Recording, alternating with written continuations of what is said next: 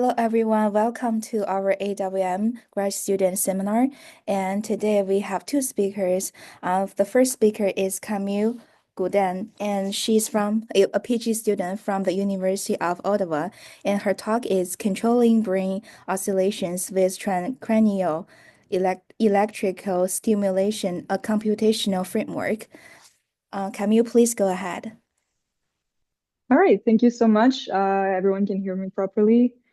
All right, so thanks for having me, first of all. I'll jump right in. I'm from University of Ottawa, and that is in Canada. We're funded by NSERC, which is the equivalent of NIH here.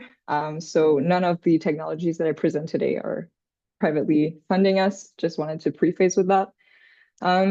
Okay, so imagine that your grandparent has a neurodegenerative disorder, diagnosis such as Alzheimer, and their healthcare professional recommends that they could use a headset to either alleviate the amount of medications they take or slow down the progress of the disorder. The headset would be sending an electrical signal in the prefrontal cortex, where we often see the ailments of Alzheimer's disease appear first. So there could also be more recreative uses, such as a gaming headset that would send electrical signals to boost attentional performances. And alternatively, Olympic sport or something to enhance motor control during athletic activity. Well, all of these tools, all of these technologies are already existing, but there still lacks a definitive data set to establish their efficiency and the potential of these treatments. And there's even some studies that suggest that the tools could have a completely opposite effect of what is intended. So these headsets, they all share the same technology at the basis. It's a few electrodes that send a very mild electrical current to the brain with no discernible side effects. And my thesis focuses on improving our understanding of how the electrical current interacts with brain activity and how to optimize the parameters of stimulation so we can get the desired effect. So we're studying that through in vivo data and mathematical models of the brain, which I will be discussing today. So my presentation will have the following structure. I'll start with a very brief historical background on transcranial stimulation, and then some methodology comparing our data sets and the models, and then some analyses, and a very broad conclusion. So the Romans in 46 current era reported to place a fish on the head of patients to treat migraines and other ailments. The fish, we now know, were torpedoes, and they emit an electrical shock. And because of the health benefits of those electrical shocks, they held great value in Roman societies, and they were even depicted on certain objects. So, big jump forward. In 1934, Meduna, a physicist, did a very important observation. His schizophrenic patients seem to have brains organized differently than his epileptic patients, deeper concentrations of certain types of cells and whatnot. He hypothesized that if you would induce an epileptic seizure in a schizophrenic patient, that might help improve their symptoms. And indeed, it did. So he first injected camphor oil, which is a camphor tree extract, and that is an epileptogenic agent. And so after that, the patient's condition greatly improved. So following that, we developed different drugs to induce epilepsy that were not extracts from a tree, including metrazole, a combination of metrazole and insulin, anything really to induce seizures in patients to have some recovery of psychiatric diseases. So at that point, after 34, it was pretty clear that convulsions had treatment potentials for psychiatric disorders, that there had to be ways to induce convulsions without taking medications that would have a bunch of side effects and different pharmacokinetics in people. So Carletti developed his electroconvulsive machine, seen on the left here, and was able to treat Beanie's psychiatric patient with it. So a series of electroshocks were able to return a patient to a normal state of mind.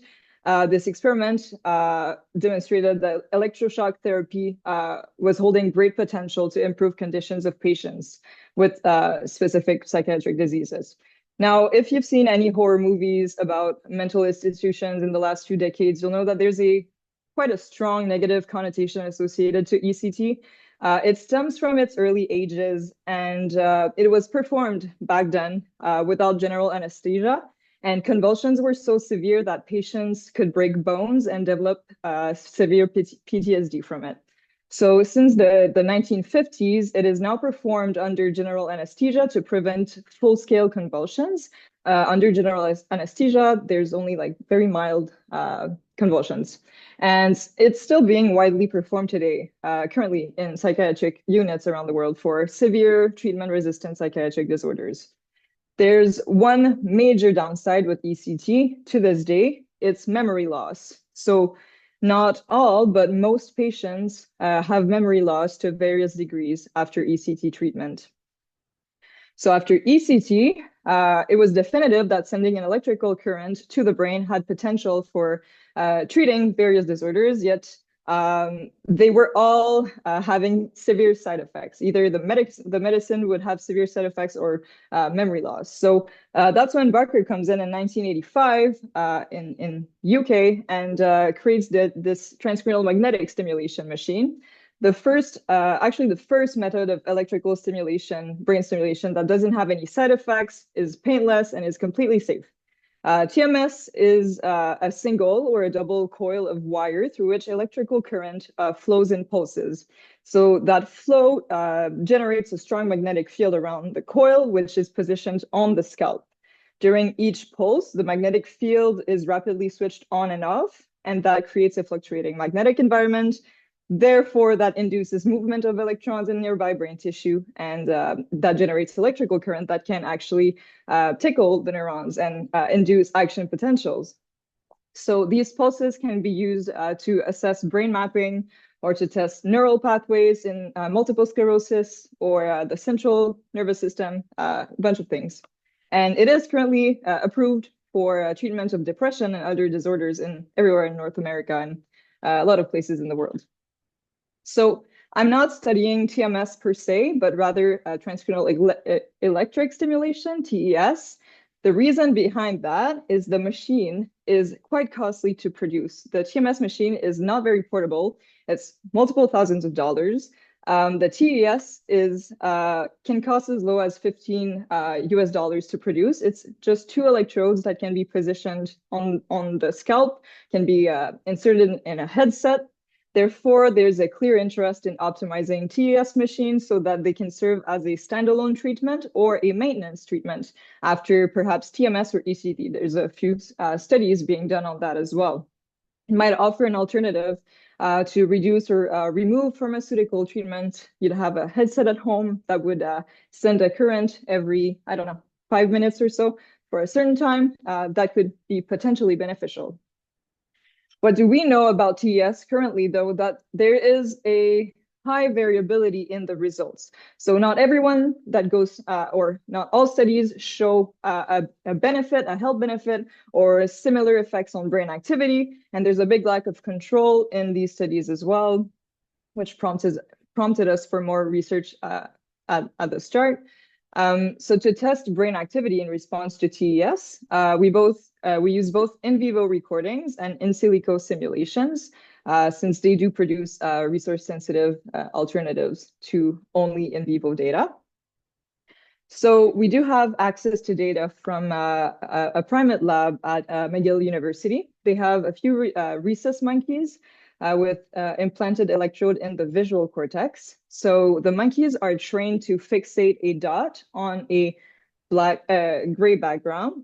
And during the recording sessions, they receive a tasty banana juice, and those behavioral parameters reduce as much influence as possible from the task-dependent brain activity.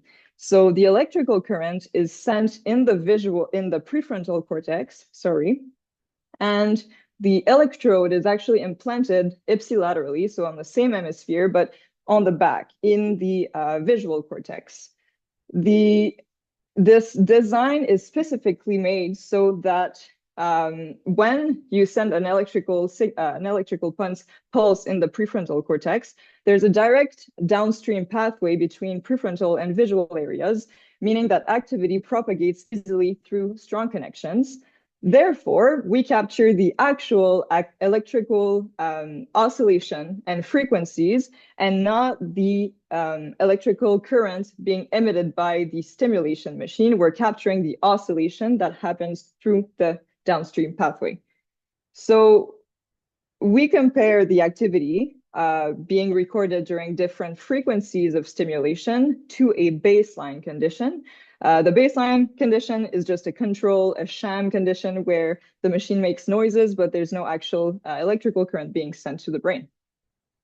And so the recorded signal, which is a 32 electrode shaft, represents the local field potential. So the local field potential, I refer to that as LFP. I'll refer as is for the rest of this presentation. It reflects an overall synaptic and dendritic activity of the neural population that is surrounding the electrodes on the electric shaft in the visual area. So we have experimental data of local field potential, LFP, being recorded during different experimental conditions. So we want a model that is able to replicate these experimental results. So the main model that I'm currently using is the Izhikevich model. The Izhikevich model is derived from the Hodgkin-Huxley equations, but it's much less computationally expensive. It is a neural network with excitatory and inhibitory units, and it captures various activity regimes. So the way you tune the parameters will impact what types of activity, frequency of oscillations, if you want them, such as is depicted on my figure on the right here. So in the actual equation, let's go through them a little bit. Oops, sorry about that. V is our membrane potential, of course. A is the time scale of the recovery variable U. U is the value to which V resets after a spike. B is the resting potential. And I is our total input. It is composed of the synaptic inputs and the external electrical current input. We do sum it, and this is what has been done commonly in the literature. We can talk about it a little bit more if you guys have some insights about this, but for now we addition synaptic and external input. So in this model, the local field potential needs to be computed so that we can actually compare the experimental data with the results from the model. The LFP is computed with the average membrane potential across the neural population. So we're only considering subthreshold activity to capture synaptic and dendritic dynamics while excluding spiking contributions. This is a method that is common in the field, a method of LFP computation that is standard. So the figure on the right illustrates the spikes on the top row, the LFP that has been computed that way in the middle row, and the power spectrum extracted from the LFP on the bottom. So we can see that this model oscillates around 20 hertz. Now, we have a quick question about the previous slide? Of course. So, just what are the black bars in the top? Oh, yes. There? So very good question. I have 1,000 neurons, 800 of which are excitatory and 200 of which are inhibitory. The black bar defines where the excitatory ends and the inhibitory neurons start on this figure. The ratio of 800, 200 is not random. This is typically what we go for in neuroscience, because there's less inhibitory neurons in general in the brain than there are excitatory neurons. So we always want to kind of keep this ratio of 8 to 2. So yeah, on the top, we have inhibitory neurons. Okay, so we have a model that can simulate brain activity. It is able to capture a bunch of different regimes, including 20 hertz oscillations and many more types of oscillations. We're really into oscillations, so that's the main thing we're kind of trying to capture. But we do need to quantify the effect of external oscillators on the oscillating LFP. So we use metrics such as the phase locking values during different stimulation protocols, and we compare those PLVs, those phase locking values, to those of the baseline when there is no current being sent. So the PLVs, they tell us about phase synchronization between two signals, and they have been bandpass filtered to a frequency range of interest prior to processing. So the PLVs are extracted by first getting the analytic signals from the two LFPs, from the LFPs and the external current. So in our case, we achieve the analytic signal by using the Hilbert transform defined in equation 2, where PV is the Cauchy principal value. And then once the analytic signals are defined, we compute the relative phase as equation 8. And then finally, the instantaneous PLV is defined as equation 9, where E is the expected value or the mean of X. And so the PLVs end up ranging from 0 to 1, where 0 represents no phase synchrony at all, indicating high variability in between the signal's phases, and 1 would represent perfect phase synchrony. So What are using you averaging? What are you averaging over in equation 9? It says the expected value over what? We are averaging, Because time is explicit in there, so it's time dependent. So what are you averaging? I just want to make sure. So, okay, when we compute the PLVs, we either have PLVs between all our different neurons and the LFP, or all the different neurons and the external signal, or between both of them. So when we do average, this is me, sorry about the confusion. When we do average, we average the PLVs of all the different neurons to have kind of Okay. yeah, sorry, that is, my strong suit is not mathematics. My background is psychology, but I should have mentioned this better. Thank you for the input. Okay, yes. So that is a note that I should have said. We do extract PLVs between individual neurons and the LFP, so we can tell if the neurons are getting more aligned to the internal or the intrinsic brain oscillations versus if they are getting more aligned to the external input. And so there's a paper from our lab where we demonstrate that they both kind of compete with each other, the LFP and the external input, to affect the individual units phases. So, okay. The health benefits of transcranial stimulation, including TMS, including TACs in the studies that have demonstrated that there is such an effect, are associated, amongst other things, to synaptic plasticity. So we can model synaptic plasticity, we can integrate it into our models and observe how different protocols of stimulation could affect synaptic plasticity more or less. So a common synaptic rule, definitely not the only one, but a standard one would be the STDP, the spike timing dependent plasticity, which is quite easy to integrate into the Izekevich model. The rule is pretty straightforward. It states that the change in synaptic weights is a function of the time difference between postsynaptic spike and presynaptic spikes. So A plus and A minus here are learning rates for the potentiation and depression, respectively. Potentiation is the strengthening of synapses when the presynaptic spikes precedes the postsynaptic spike in time. And on the contrary, depression is the weakening of synapses when the presynaptic spike follows the postsynaptic spike. So positive and negative tau control the rates of the exponential decrease in plasticity across the learning window. And we can add update rules like keeping weights bounded between 0 and a maximum value. It can be 1.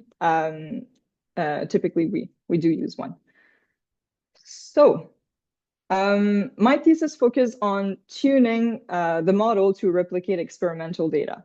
And that can take many forms, such as modifying the connection matrix between my neurons to produce more complex activity patterns that resemble real data a bit more. The modifications I can make to the connectivity matrix can include sparse connections, spatially embedded connections, recurrent connections, etc. And there's also a novelty axis. So one, we want to replicate, but we also want to explore other parameters of stimulation. So typically, people that do clinical or research applications with transcranial stimulation use either a direct current, pulses, or a sine wave. But most often in alternating current, it is pretty much always a sine wave. Yet the input can take virtually any shape. Most TES machines now can take any mathematical equation, just as I am feeding my model. And researchers and clinicians typically only use such a wave. Always, though, within the same range, you can't go too high in terms of amplitude because the scalp begins to hurt. It shuts most of the electrical current. So we're quite limited. And after a certain intensity, of course, we're kind of getting into the ECT range where we might induce a convulsion. So typically it is around 2 microamps. And so what we are exploring currently is the potential effects of adding not a sine wave to our baseline model that has been validated with the experimental data, but shapes such as squares and triangles and sawtooths and negative sawtooths and many more. And we want to see what these shapes have and how we can quantify those effects on the oscillations and the PLV values and the synchrony in our baseline models. So why would we want to target or, so these different shapes can have more or less different kinds of effects. I do not want, I was debating sharing some preliminary results, but what I can say is that we're currently quite interested into the square waves. So they are seemingly optimal to induce certain frequencies compared to sine waves. So in other words, there's if you want to induce a 5 hertz frequency into a model, you might be better off, or a network, a population of any sort, you might be better off using a square wave than a sine wave. Alternatively, the sawtooth might be doing the complete opposite, where they might be a bit more efficient at crunching out or dampening certain oscillations. Again, very preliminary results that I will not go into further details. But there's a potential for both kinds of interactions with brain activity, either dampening or canceling out some oscillations, or inducing specific frequencies depending on your desired effect. So why would we want to destroy oscillations or induce different ones in the brain? Overly synchronous activity at specific frequencies, typically in the beta range for Parkinson, well, any range, has been observed in the decaying neurons of patients with Parkinson's. So there's overly synchronous activity, therefore strong oscillations of roughly beta in other conditions also, such as epilepsy, of course, but also depression and schizophrenia.